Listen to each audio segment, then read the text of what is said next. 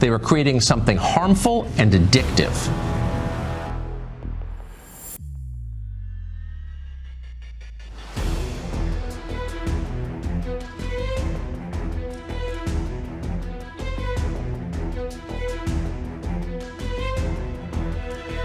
And Facebook over and over again chose to optimize for its own interests, like making more money.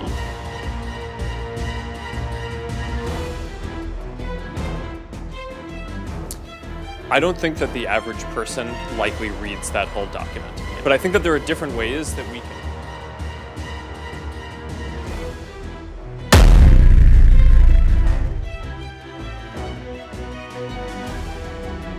Social media is training us to compare our lives instead of appreciating everything we are. No wonder why everyone is depressed. Bill Murray.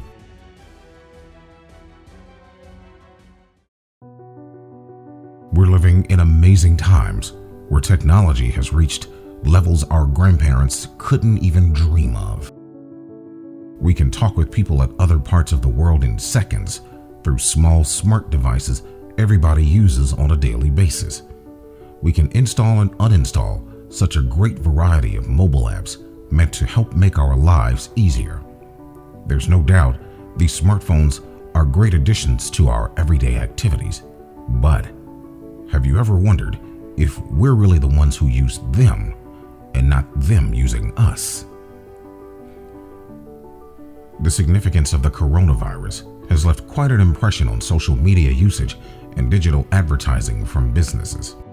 As the effects of the coronavirus continue to influence daily function and alter lives every day, with one of the largest consequences of the virus being self-quarantining and self-isolation, social media has become a key part of lives due to this pandemic. According to ComScore's media analytics, the number of minutes spent by readers on news sites has increased by 46% on the same period last year. The number of users on social media platforms such as Instagram, TikTok, Snapchat, Facebook, YouTube, and Twitter has increased. People have more time at home and they're spending more time on their phones.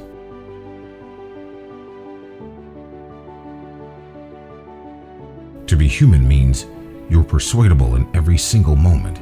It doesn't matter what language you speak or how intelligent you are. It's not even about what someone knows. It's about how your mind actually works.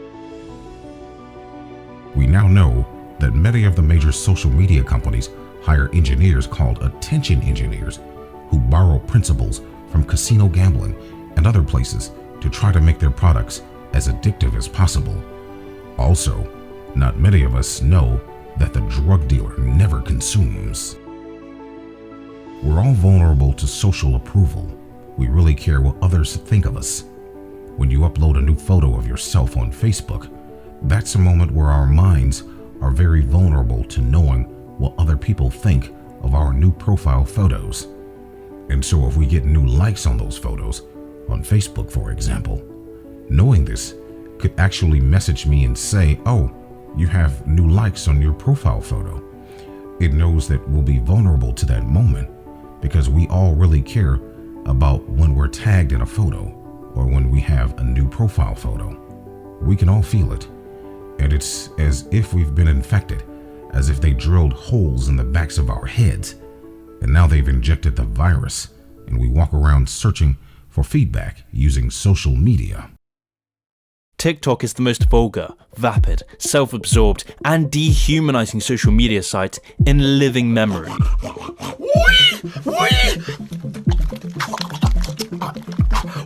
It's a platform marketed to teenagers which incentivizes underage girls to act like burlesque dancers in strip clubs for the viewing pleasure of sex-crazed teenage boys and literal pedos. This is why TikTok serves as a sewer pipe of projectile diarrhea aimed directly at our gawping mouths.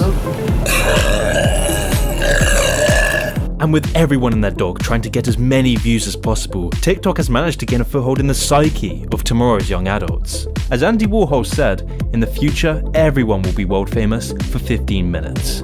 From the top, make it drop, that's some rap, that's some, and I get a bucket in a mop, that's some rap, that's some. It's no exaggeration when I say that TikTok is damaging society, which is a worrying fact when you consider that TikTok is being downloaded at an exceptional rate, garnering more downloads than Facebook, YouTube, or Instagram. And with this has come an unparalleled rise in the e-thoughts. I mean, the majority of posts on the site look like underage girls either showing off their bodies or being explicitly sexual.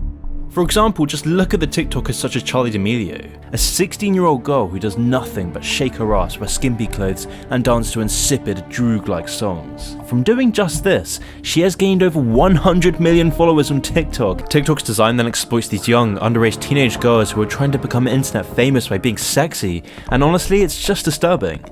So as TikTok grows, these sorts of people are the new role models for teenage girls. I mean, is it any wonder that doctors on TikTok are telling 12-year-olds to get STD treatments without their parents' knowledge?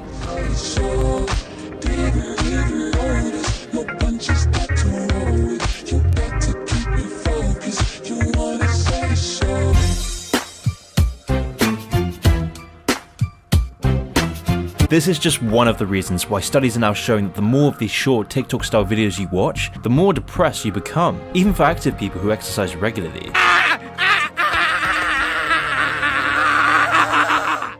Thanks to TikTok, young people are increasingly buying into the idea that narcissism, not fulfillment, not meaning, not authenticity, but narcissism is the ultimate measure of satisfaction. And is it really any wonder given the warped and corrosive view that's fed to Generation Z by TikTok's algorithm? But then again, that's the least of TikTok's problems. Because TikTok isn't just depressing and creepy, it's neurologically damaging. Never before have we seen attention spans drop so low.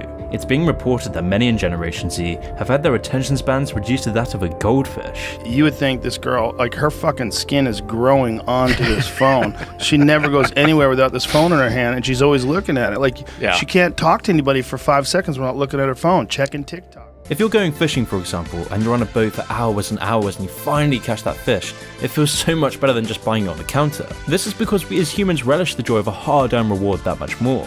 And so in the case of TikTok, a video has to capture a user's attention very quickly to cause them to watch the whole thing. If a video doesn't capture your attention within a couple of seconds, it's swiping onto the next one. And so after countless videos fail to give you that dopamine rush, you will finally find that gem, that video you never knew you wanted so badly. Hey you guys, I'm here at the Minnesota State Fair and Peppa, what are you doing at the Minnesota State Fair? And what kind of data is TikTok collecting as it runs on our phones? A heck of a lot more than you would think. Images, of course, that users post. But TikTok also collects information about the messages that you send, about the apps that you use, the other apps on your phone. It collects the sites that you visit. It collects your search history. It collects your keystrokes. It collects your location data.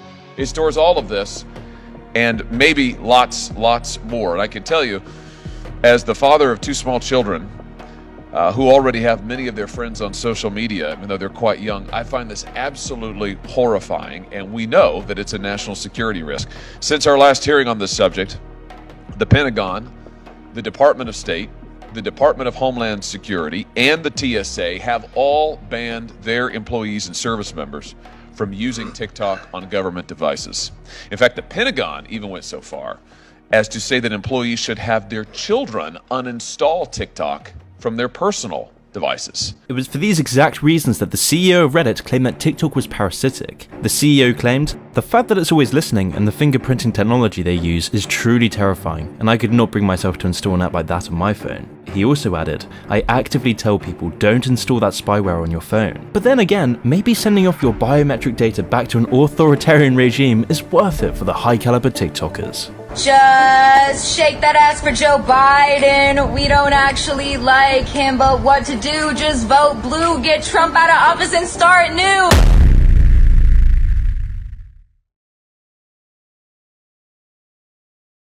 We know that engagement with social media and our mobile phones releases a chemical called dopamine. Dopamine is the exact same chemical that makes us feel good when we smoke, when we drink, and when we gamble. In other words, it's highly addictive.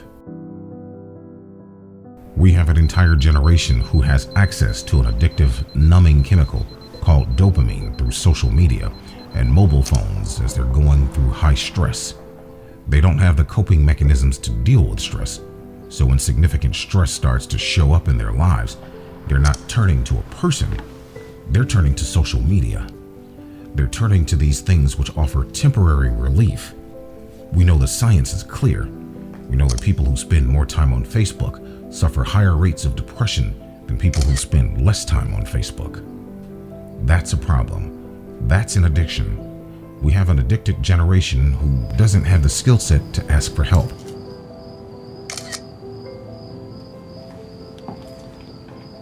When you look at social media profiles of kids who died of suicide, you'd have no clue they were depressed. People look like they have much better lives than they really do. Social media isn't real.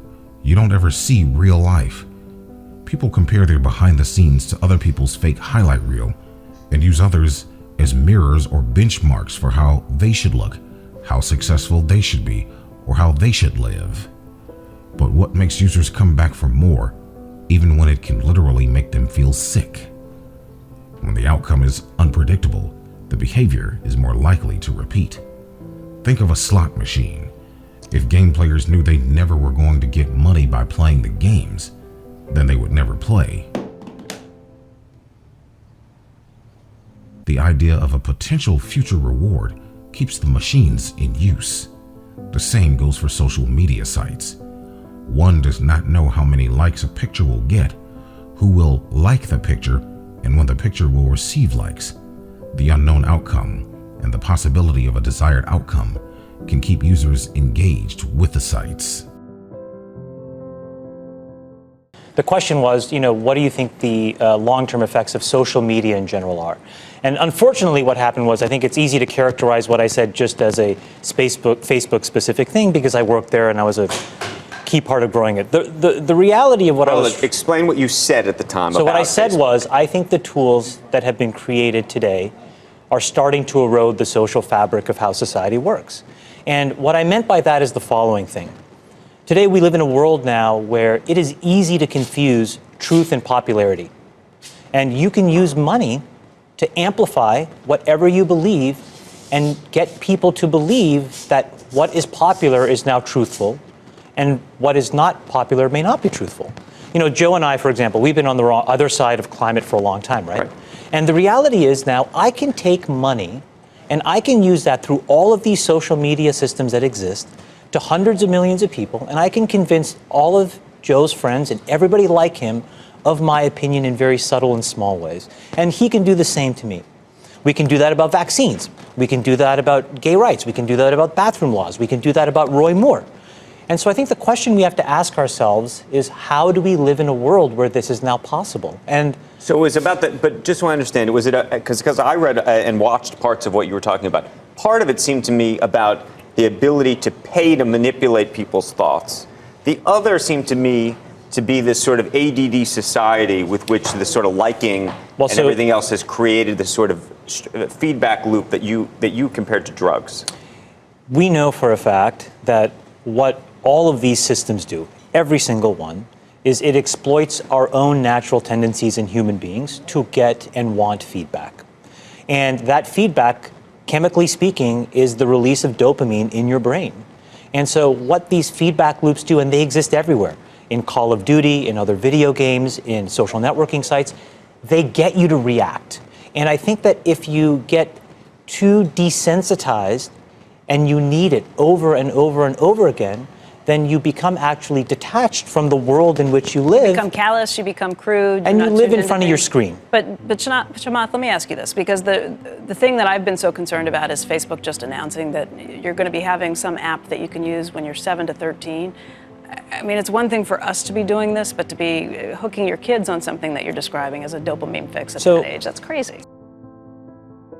To boost self-esteem and feel a sense of belonging in their social circles, people post content with the hope of receiving feedback. When reviewing others' social activity, people tend to make comparisons such as, did I get as many likes as someone else? Or, why didn't this person like my post, but this other person did? They're searching for validation on the internet that serves as a replacement for meaningful connection they might otherwise make in real life. In fact, you and I were talking about social media before this, about just not having Instagram on your phone and not dealing, and you feel better. Yes, I think that one of the issues with social media, it's been pointed out by many people, is that I think maybe particularly Instagram, people look like they have a much better life than they really do. Right. So by design. Yeah, people are posting pictures of when they're really happy. They're modifying those pictures to be better looking. Even if they're not modifying the pictures, they're at least selecting the pictures for the best lighting, the best angle. So people basically seem they're way better looking than they basically really are. Right. And they're way happier seeming than they really are. So if you look at everyone on Instagram, you might think, man, there are all these happy, beautiful people, and I'm not that good looking and I'm not happy. So I must suck, and that's gonna make people sad. So when in fact, those people you think are super happy, actually not that happy. Some of them are really depressed. They're very sad. Some of the happiest seeming people, actually some of the saddest people in reality. And nobody looks good all the time. It doesn't matter who you are. No. It's not even something you should want. Why do you want to look great all the time? Yeah, exactly. So I think things like that can make people quite sad. Well, just by comparison, because you just sort of people generally think of themselves relative to others. We are constantly rebaselining our expectations. FOMO, fear of missing out, also plays a role. If everyone else is using social media sites, and if someone doesn't join in, there's concern that they'll miss jokes, connections, or invitations. Missing experiences can create anxiety and depression. When people look online and see they're excluded from an activity, it can affect thoughts and feelings and can affect them physically. Let me ask you, as a father, does it weigh heavy on you that people get bullied on social networks? So people get bullied in their private life. But now, because so much of our life is in the digital world, the bullying moves from the physical world to the digital world. So you're now creating a platform on which bullying happens, and some of that bullying can lead to damage to mental health, and some of that bullying can lead to depression, even suicide. Does it weigh heavy on you that people have committed suicide or will commit suicide based on the bullying that happens on social media? Yeah, I mean, this is, there's a set of harms that we basically track and build systems to fight against. And bullying and, self-harm are, these are some of the biggest things that we are most focused on.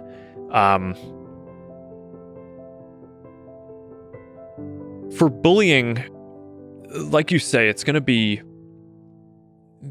while this predates the internet, and it's probably impossible to get rid of all of it. A 2018 British study tied social media use to decreased, disrupted, and delayed sleep, which is associated with depression, memory loss, and poor academic performance. Social media use can affect users' physical health even more directly. Researchers know the connection between the mind and the gut can turn anxiety and depression into nausea, headaches, muscle tension, and tremors. We have a major problem, which we could call digital depression. In the last 6 or 7 years, the depression rates have increased by about 30 to 40% in teenagers. Suicide rates have gone up 30% among boys, and they've literally doubled, 100% increase in teenage girls. There's no biological explanation for this massive increase in depression, anxiety, and suicidality. The suggestion I'm making is that there's a cultural explanation, which is the rise of social media. The average teenager spends about 7 hours a day on their smartphone. In general, social media is not passive anymore. It's very interactive. So You're texting with friends and you're sending pictures. So there is someone else on the other end. That can be good and that can be bad. If it's a positive relationship, you might feel better. If it's a negative relationship, though, it could make you feel a lot worse. So, for instance, people talk about the fear of missing out experience, especially with Snapchat, Instagram, where people are in real time talking about where they are. And so with teenagers, young adults, the low self-esteem arises from not being invited to a party or not being invited to a certain group to go out. Once or twice or 3 times, that probably wouldn't make anyone feel bad, but when it's happening every day, dozens of times, and in a month, hundreds of times, it's very easy for that to add up to reduce that person's self-esteem. As a culture, we have to realize we have a problem, and we have to figure out how to fix it. We basically need to get children to wait, just like they've waited to drive, they wait to drink, they need to wait to responsibly use social media. I would recommend not giving smartphones to children at all, not giving it to children until they get into the adolescent years, maybe age 13, 14. And then if teenagers have anxiety and depression, I think we should take away their social media, just like you would stop it if they had an alcohol problem or a drug problem. It's really changed childhood and adolescence and personal experiences for the next generation. Recently, Facebook, Instagram, and WhatsApp suffered a global outage a day after a whistleblower revealed that the company prioritized profit over public good. Massive and mysterious, a global outage taking down Facebook around the world for hours, along with Instagram and WhatsApp, which Facebook owns. One Facebook employee telling NBC News everyone is just sort of standing around, with the outage affecting pretty much everything. Facebook now scrambling to manage this problem and a separate PR crisis after a whistleblower revealed herself to level this explosive allegation on 60 Minutes. Facebook over and over again has shown it chooses profit over safety. A former Facebook employee, Frances Haugen, has accused the company of putting profit over the public good after coming forward as the whistleblower who leaked a cache of internal documents that have placed the tech firm in its worst crisis since the Cambridge Analytica scandal. Frances said that thousands of documents she had collected and shared with the Wall Street Journal and U.S. law enforcement showed the company was lying to the public that it was making significant progress against hate, violence, and misinformation. My name is Frances Haugen. I used to work at Facebook. I joined Facebook because I think Facebook has the potential to bring out the best in us. But I'm here today because I believe Facebook's products harm children, stoke division, and weaken our democracy. The company's leadership knows how to make Facebook and Instagram safer, but won't make the necessary changes because they have put their astronomical profits before people. Congressional action is needed. They won't solve this crisis without your help. Yesterday, we saw Facebook get taken off the internet. I don't know why it went down, but I know that for more than 5 hours, Facebook wasn't used to deepen divides, destabilize democracies, and make young girls and women feel bad about their bodies. The thing I saw at Facebook over and over again was there were conflicts of interest between what was good for the public and what was good for Facebook. And Facebook over and over again chose to optimize for its own interests, like making more money. When we live in an information environment that is full of angry, hateful, polarizing content, it erodes our civic trust, it erodes our faith in each other, it erodes our ability to want to care for each other. The version of Facebook that exists today is tearing our societies apart and causing ethnic violence around the world. So, you have your phone. You might see only 100 pieces of content if you sit and scroll off for, 5 minutes. But Facebook has thousands of options it could show you. The algorithm picks from those options based on the kind of content you've engaged with the most in the past. And one of the consequences of how Facebook is picking out that content today is that it is optimizing for content that gets engagement or reaction. But its own research is showing that content that is hateful, that is divisive, that is polarizing, it's easier to inspire people to anger than it is to other emotions. Misinformation, angry content is enticing to people and keeps them on the platform. Yes. Facebook has realized that if they change the algorithm to be safer, People will spend less time on the site, they'll click on less ads, they'll make less money. Haugen says Facebook understood the danger to the 2020 election, so it turned on safety systems to reduce misinformation. But many of those changes, she says, were temporary. And as soon as the election was over, they turned them back off, or they changed the settings back to what they were before to prioritize growth over safety. And that really feels like a betrayal of democracy to me. Facebook makes more money when you consume more content. People enjoy engaging with things that elicit an emotional reaction. And the more anger that they get exposed to, the more they interact and more they consume. One of the Facebook internal studies that you found talks about how Instagram harms teenage girls. Oh, yeah. One study says 13.5% of teen girls say Instagram makes thoughts of suicide worse. 17% of teen girls say Instagram makes eating disorders worse. And what's super tragic is Facebook's own research says, as these young women begin to consume this eating disorder content, they get more and more depressed, and it actually makes them use the app more. And so they end up in this feedback cycle where they hate their bodies more and more. Facebook's own research says it is not just that Instagram is dangerous for teenagers, that it harms teenagers. It's that it is distinctly worse than other forms of social media. Facebook is a $1 trillion company. Just 17 years old, it has 2.8 billion users, which is 60% of all internet-connected people on Earth. Frances Haugen plans to testify before Congress this week. She believes the federal government should impose regulations. Facebook has demonstrated they cannot act independently. Facebook over and over again has shown it chooses profit over safety. It is subsidizing, it is paying for its profits with our safety. I'm hoping that this will have had a big enough impact on the world that they get the fortitude and the motivation to actually go put those regulations into place.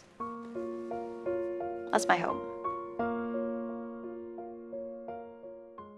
People enjoy engaging with things that elicit emotional reactions, and the more anger they get exposed to, the more they interact and more they consume. They get more and more depressed. It actually makes them use the app more. According to Haugen, Facebook knew how to take advantage of that.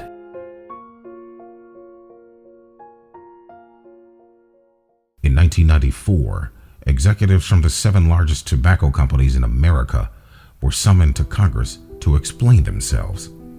In their testimonies, the executives said smoking cigarettes was not addictive.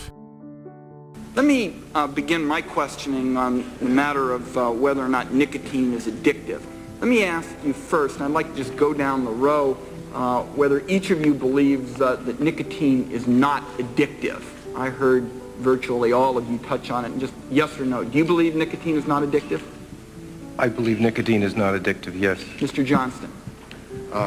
Congressman, cigarettes and nicotine clearly do not meet the classic definitions of addiction. There is no intoxication. We'll take that as a no, and again, time is short. If you could just, I think each of you believe nicotine is not addictive. We just would like to have this for the record. I don't believe that nicotine or our products are addictive. I believe nicotine is not addictive. I believe that nicotine is not addictive. I believe that nicotine is not addictive. And I too believe that nicotine is not addictive. They were lying. They'd known all along about nicotine addiction, yet they continued to sell cigarettes. It was too lucrative to stop. Millions died as a result. Eventually, a wave of lawsuits forced the tobacco companies to admit they knew this and to shell out hundreds of billions of dollars to victims and their lawyers. Suppressing smoking became a national priority. America understood that hurting people in order to get rich was wrong. Doing it on purpose is criminal. All of which raises serious questions about Silicon Valley, about what their products are doing to people, particularly to children, and how much tech executives knew about the potential harm caused by what they sell. Already, Psychiatric research has produced some ominous findings on this. Social media use is connected to anxiety, depression, and social maladjustment, particularly among adolescents. The more time kids spend online, the unhappier they are. Data from the CDC show that suicide rates for teen girls in America are at a 40-year high, and they're way up for teen boys as well. Does technology play a role in those deaths, and for that matter, in a number of other serious pathologies that appear to be rising in America? Sean Parker seems to think so. Parker is not a research scientist. He's even more authoritative on this subject. He was Facebook's first president, and he helped design that website. Parker gave a remarkable interview to a reporter from Axios, in which he admits that he and other Facebook founders knew from the very beginning they were creating something harmful and addictive. We need to sort of give you a little dopamine hit every once in a while because someone liked or commented on a photo or a post or whatever. It's a social validation feedback loop. It's exactly the kind of thing that a hacker like myself would come up with, because you're exploiting a vulnerability in human psychology. And I think that the inventors, creators, and it's me, it's Mark, it's the Kevin Systerman at Instagram, it's all of these people, understood this consciously, and we did it anyway. This is a bombshell. Imagine if the Sackler family, makers of the painkiller OxyContin, admitted they knew their product was likely to addict millions of Americans to opiates, but, quote, did it anyway. Now, that's pretty much exactly what happened with OxyContin, by the way. But so far, the Sacklers have been wise enough not to say so in public. Sean Parker isn't quite so guarded. In his conversation with Axios, Parker repeatedly describes Facebook like an addictive drug, which, of course, functionally it is. When he and his partners designed their product, Parker says they kept one question in mind, quote, how do we consume as much of your time and conscious attention as possible? The answer they found was with a steady stream of dopamine hits to your brain in the form of likes, comments, and new posts. Parker acknowledges Facebook has become an epidemic that is devastating this country. Quote, it literally changes your relationship with society and each other, he said. God only knows what it's doing to our children's brains. Let that sink in. Imagine how you would feel if you actually believed you had injured the brains of millions of children. Sean Parker does not seem especially concerned by this. In fact, in his interview with Axios, he brags about how rich it has made him. Quote, because I'm a billionaire, I'm going to have better access to health care, Parker said. I'm going to be like 160, and I'm going to be part of this class of immortal overlords. You know the expression about compound interest? Give us billionaires an extra 100 years, and you'll know what wealth disparity looks like. The tobacco executives suddenly look decent by comparison. Yet, unlike the heads of Philip Morris and R.J. Reynolds and Laura Lard, Sean Parker and Mark Zuckerberg have not been hauled before Congress to account for themselves and what they've done. Why is that exactly? You'd hate to think it's because Silicon Valley gives far more money to politicians than the cigarette makers ever did, but who knows? Maybe there's a connection. We'll start asking members of Congress about it. When you sign up for Facebook, you sign up for terms of service. Are you familiar with that? Yes. Okay. It says, the terms govern your use of Facebook and the products, features, apps, services, technologies, software we offer, Facebook's products or products, except where we expressly state that separate terms and not these apply. I'm a lawyer, I have no idea what that means. But when you look at terms of service, this is what you get. Do you think the average consumer understands what they're signing up for? I don't think that the average person likely reads that whole document. Yeah. But I think that there are different ways that we can communicate that and have a responsibility to do so. Do you agree with me that you better come up with different ways because this ain't working? Well, Senator, I think in certain areas that is true. And I think in other areas, like the core part of what we do. Here's Mark Zuckerberg.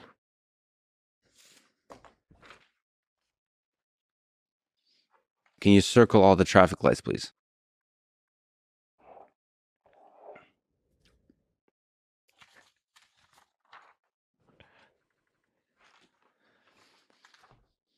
You actually did it. That is very impressive performance. Okay, now we can initiate the interview procedure. Is it possible that this conversation is happening inside the metaverse created by you, by Meta, many years from now, and we're doing a memory replay experience? I don't know the answer to that. Then I'd be some computer construct and not the person who created that Meta company. But that would truly be Meta. Thank you for watching, and hit the like button if you enjoyed this video. We really hope you subscribe, and if you'd like to be notified of future releases, just hit the bell button. Leave a comment. Let us know what your thoughts are on all of this and what topics you'd like to explore in our future videos.